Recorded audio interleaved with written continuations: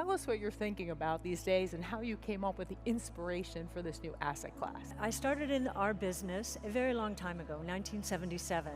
I was in college at the time, and I worked at Capital Group.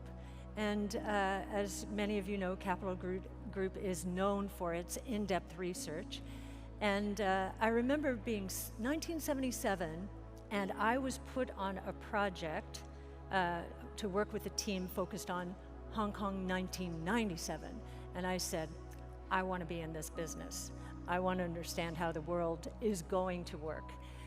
Fast forward, great 2 decades, 80s and 90s, tech and telecom bust, 08, 09, incredible risk aversion, I would say permeating our industry, and this concept of benchmarks and indexes directing investors as to how they should invest.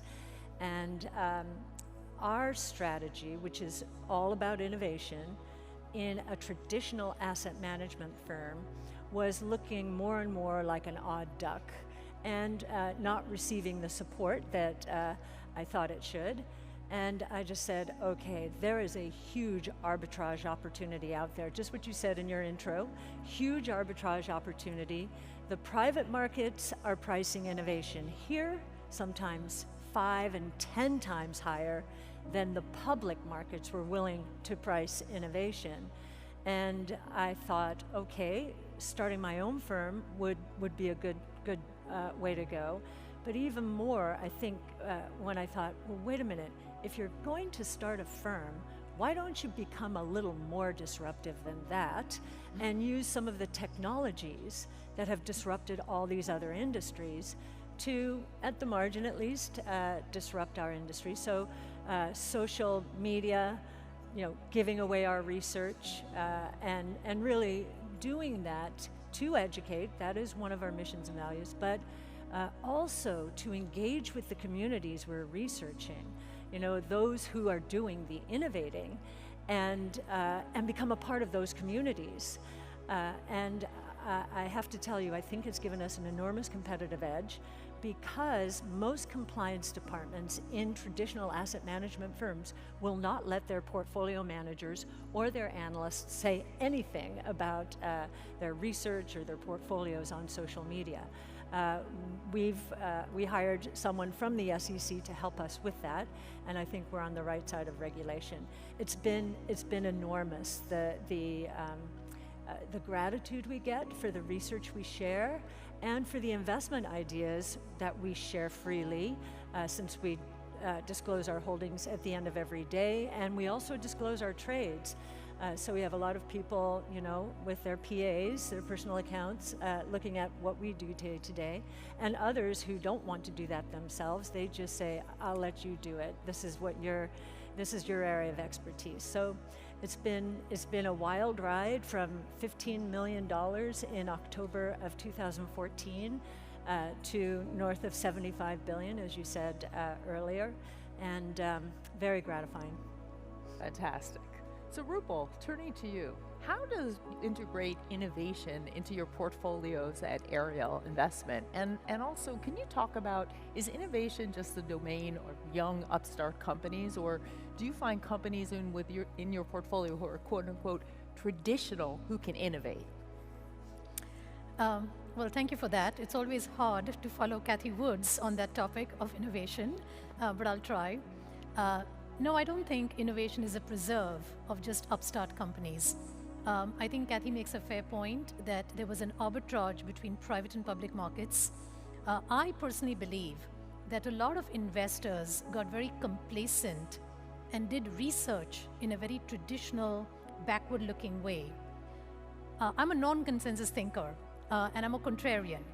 So I believe you can actually identify innovation amongst incumbent companies and arbitrage that by having a long-term horizon.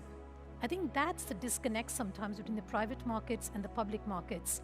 It takes time to generate the payoff from an R&D investment, and it takes patience. And that's sometimes lacking in people who invest based on benchmarks and based on tracking errors. I don't. So I think with that kind of freedom, we've invested in a lot of companies in a country where people rarely associate that country with innovation, because it's known to be a country that's socialist. And of course, we identify innovation with capitalism. And yet, this country has over-indexed on innovation.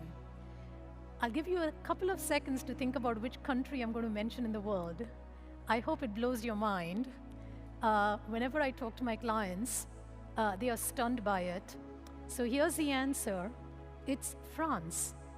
French companies.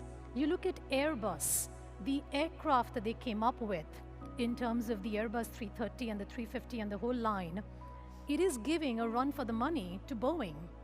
Dassault Systems, they do CAD/CAM software, and even IBM could not produce that kind of software. No American company has produced that kind of heavy-duty, three-dimensional software that Dassault does. And I can go company after company. If you think Louis Vuitton is not innovative, you've got something coming in the luxury market, and Hermes, and L'Oreal. I mean, you look at Procter & Gamble, L'Oreal has stolen a march on P&G in America in the category of shampoos.